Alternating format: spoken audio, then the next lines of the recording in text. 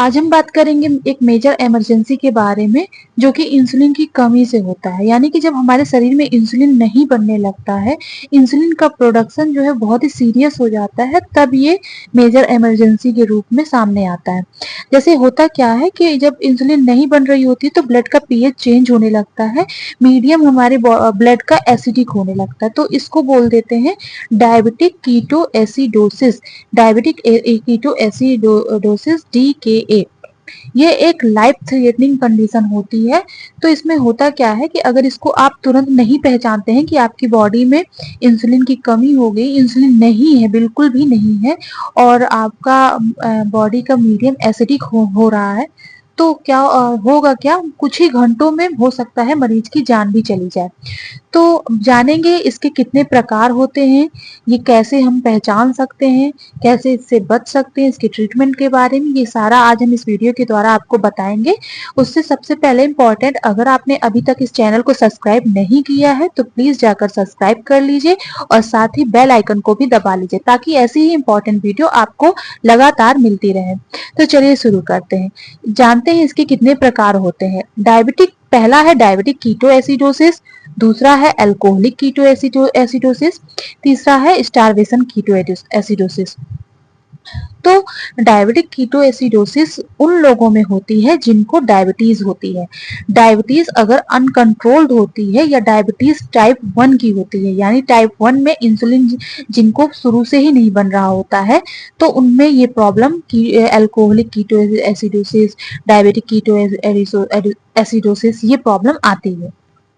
Alcoholic keto acidosis उन लोगों में होती है जो एक्सेसिव अल्कोहल कंजम्पशन करते हैं, और स्टारवेशन कीटो एसिडोसिस उन लोगों में होती है जो खाना पीना छोड़ देते हैं, और उन लोगों की जिनकी डाइट बहुत कम हो जाती है, ऑलमोस्ट जो बेड रिडीम लोग होते हैं, यानी बेड में हमेशा मतलब हमेशा पड़े रहते हैं, तो वो क्या होते हैं, वो स्टार्व करने लगते हैं, तो बॉडी में कीटोन्स बनने लगते हैं, तो डायबिटिक कीटो एसिडोसिस उन लोगों में होने लगती है।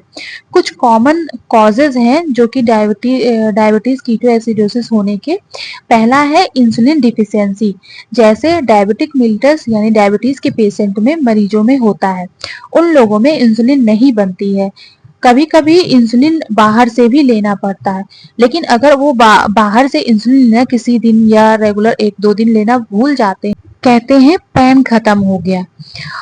तो जो कंडीशन है वो एक मेजर कॉम्प्लिकेशंस है।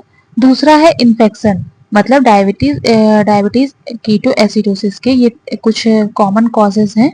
इन्फेक्शन, तीसरा है स्ट्रेस, चौथा है मेजर इलनेस, तो ये excessive alcohol intake, prolong fasting यानी माल न्यूट्रिशन। पता लगा कि हम जब लंबे समय तक फास्ट रख लेते हैं, माल न्यूट्रिशन हो जाता है, अच्छा खाना नहीं ले रहे होते हैं, हमारे घर में हरी पत्तेदार सब्जियां नहीं ली जा रही होती है, खाली दाल चावल खिचड़ी पर ही अपना समय व्यतीत करने लगते हैं, तो ये सिम्टम्स हो सकते हैं। डायबिटिक एसिडोसिस के जैसे मरीज जो है वो आते हैं, तो सबसे पहले क्या करना चाहिए, उनका रैंडम शुगर आप देखेंगे बढ़ा हुआ होगा, तो उनका रैंडम शुगर आप जब सबसे पहले तो डायबिटीज के पेशेंट है तो आप उनका शुगर ही चेक करेंगे, तो उनको देखेंगे, पाएंगे आप उनका रैंडम शुगर बढ़ा होगा। और पहला लक्षण होगा कि अगर आपने चेक किया उनका शुगर, तो उनका 500 600 700 बहुत बढ़ा हुआ आपको मतलब आएगा शुगर, और मरीज बताएगा भी। और ये भी बता सकता है कि बहुत ज्यादा प्यास लग रही है, बार बार घड़ी पर घड़ी पेशाब जाना पड़ रहा है, नौजिया लग रहा है, वोमिटिंग लग रही है, और पेट दर्द हो रहा है। ये लक्षण आएंगे जब बताएगा कि पेशाब जाते हैं तो पेशाब में फ्रूटी स्मेल आएगी, सांस लेने में उसे दिक्कत होगी, यानी डीप ब्रीदिंग लेने में उसको दिक्कत होगी, कंफ्यूज रहेगा, सोचने समझने की जो क्षमता होती है वो उसकी कम हो गई होगी। तो ये सारे लक्षण डायबिटिक कीटो एसिडोसिस के हैं, तो हमारा ध्यान वहां आकर्षित करेंगे कि इसको डीके है। डायग्नोस कैसे करेंगे कि डायबिटिक कीटो एसिडोसिस है कि नहीं, तो सबसे पहले ब्लड टेस्ट करेंगे। अगर कीटोन का लेवल हाई होगा, उसके यूरिन में कीटोन आएगा और ब्लड शुगर लेवल भी हाई आएगा, तो क्या करेंगे, एबीजी करेंगे। एबीजी में मिलेगा कि पीएच कम होगा, तो उसको हम कंफर्म हो जाएगा हमें कि उस पेशेंट को डायबिटिक कीटो एसिडोसिस है। अब ट्रीटमेंट की बात करते हैं कि क्या ट्रीटमेंट दे सकते हैं उसको। तो अगर डीके का पेशेंट यानी डायबिटिक कीटो एसिडोसिस का पेशेंट है तो तुरंत उसे आईवी फ्लूइड्स देंगे, आईवी फ्लूइड से लोड कर देंगे, रिहाइड्रेट करेंगे, इंसुलिन थेरेपी देंगे, कीटोन बॉडी को रिड्यूस करेंगे, रेगुलर इंसुलिन इन्फ्यूजन के पंप लगाएंगे और किस सिचुएशन को काउंटर कर लेंगे।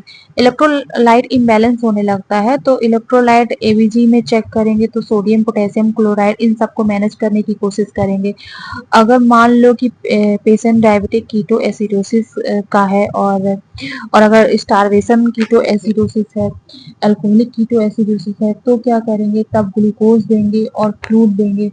अंडरलाइन कॉज जैसे अल्कोहल पी रहा है उसे बंद कराएंगे। कॉम्प्लिकेशन क्या हो सकते हैं डायबिटिक कीटो एसिडोसिस के? तो मेन कॉम्प्लिकेशन है जो उसने की बताया कि कंफ्यूजन हो रहा है, क्लाउडीनेस हो रहा है, तो दिमाग में सूजन जब हो जाती है, सेरेब्रल एडिमा हो जाता है, तो ये कॉम्प्लिकेशन देखने को मिलते हैं। सीवियर डिहाइड्रेस हो जाता है क्योंकि सारा पानी जो है वो पेशाब के थ्रू बाहर निकल चुका होता है, पेशेंट शॉक में चला जाता है, हाइपोवॉल्यूमिक शॉक कहते हैं। तो इस वजह से मरीज को बचाना बहुत ही इंपॉर्टेंट हो जाता है। तब होगा क्या, शॉक होगा, हाइपोवॉल्यूमिया होगा, हाइपोटेंशन में पेशेंट चला जाएगा, ऑर्गन फेल्योर में चला जाएगा। ऑर्गन फेल्योर में जाते ही पेशेंट वेंटिलेटर डायलिसिस की उसकी जरूरत पड़ जाएगी। मरीज इतना सीरियस कभी कभी हो जाते हैं कि उनकी मृत्यु भी हो जाती है। प्रिवेंशन कैसे होगा डायबिटिक कीटोएसिडोसिस, क्या करें? तो डीके के प्रिवेंशन के लिए रेगुलर ब्लड शुगर मॉनिटरिंग होनी चाहिए। अगर डायबिटीज है मरीज को तो दिन में कम से कम 2 बार शुगर मॉनिटरिंग होनी चाहिए। और एक और वेरिएबिलिटी होनी चाहिए, अगर 80 से 100 150 के बीच ही होना चाहिए, 180 से नीचे नहीं जाना चाहिए, 150 से ऊपर नहीं जाना चाहिए। ये करेंगे तो डायबिटिक कीटो एसिडोसिस से बच जाएंगे। और अगर डॉक्टर ने इंसुलिन बताई है कि आपको टाइप 1 डायबिटीज है, आपको इंसुलिन रेगुलर लेना है, तो एक भी दिन आपको इंसुलिन गैप नहीं करना है। तब आप क्या करेंगे, इंसुलिन एक भी दिन आप इंसुलिन बिल्कुल भी गैप नहीं करेंगे। और साथ ही साथ स्टे हाइड्रेटेड, यानी हाइड्रेटेड रहना है आपको, बैलेंस डाइट मेंटेन रखना है आपको। 2 लीटर से 2.5 लीटर कम से कम दिन में पानी पीना है। बैलेंस डाइट ये मतलब कि breakfast, lunch, dinner time to time लेना है। अगर नहीं लेंगे तो शुगर हो सकता है, कभी लो भी हो सकती है, कभी हाई भी हो सकती है, उससे आपको बचना होगा। इनसे कोई भी लक्षण अगर आ रहे हो ऐसे जो अभी तक मैंने आपको बताया, तो तुरंत आपको डॉक्टर की हेल्प लेनी चाहिए। और एक सबसे आसान तरीका कि आप चेक कर सकते हैं आपके यूरिन में कीटोन आ रहा है कि नहीं, तो आप मेडिकल स्टोर में आपको बहुत ही इजीली कीटो स्ट्रिप मिल जाती है। वो कीटो स्ट्रिप का जो डब्बा होता है तो उसमें मेजरमेंट बने हुए होते हैं, कलर मेजरमेंट बने हुए हैं। तो आप एक यूरिन को एक दूसरे अलग डिब्बे में लें और उसमें उस कीटो स्ट्रिप को डिप कर दें।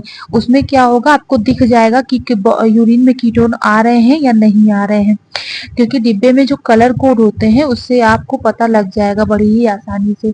और आप घर बैठे यूरिन की जांच कर सकते हैं कि आपको डायबिटिक कीटो एसिडोसिस तो नहीं हो गया। तो उम्मीद है आपको वीडियो पसंद आया होगा। तो ऐसी ही वीडियो लगातार देखने के लिए चैनल को सब्सक्राइब कर लें और साथ ही साथ बेल आइकन को दबा लें। Okay, thank you.